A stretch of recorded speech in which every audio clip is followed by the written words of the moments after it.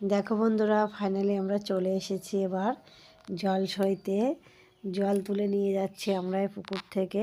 নদী থেকে জল তোলার নিয়ম মানে নদীতে গিয়ে জল আনতে হয়, কিন্তু আমাদের এখান থেকে নদীটা অনেক দূরে, বাজারে যেতে হয়। সেই জন্য আমরা আমাদের বাড়ির কাছাকাছি কোনো পুকুর আছে, যে পুকুরে উচ্ছারা করা থাকে, মানে যে পুকুরের জল নিয়ে ঠাকুরের পুজো হয়, সেই পুকুরের জল নিয়ে আমরা নিয়ে নিচ্ছি। এখানে প্রথমে এসেছি, বরণ টরণ করে নিয়েছি, এবার জল তুলে নিচ্ছি। এই জলটা দিয়ে আমার ছেলেকে গায়ে হলুদের পরে স্নান করানো হবে।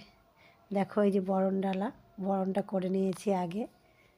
এরপরে এই জলটা আমরা নিয়ে যাব বাড়িতে, নিয়ে গিয়ে সেখানে গিয়ে কলাতলাতে গায়ে হলুদ দেওয়ার পরে এই জল দিয়ে আমার ছেলেকে স্নান করাবো। তারপরে বসা হবে নানি মুখে।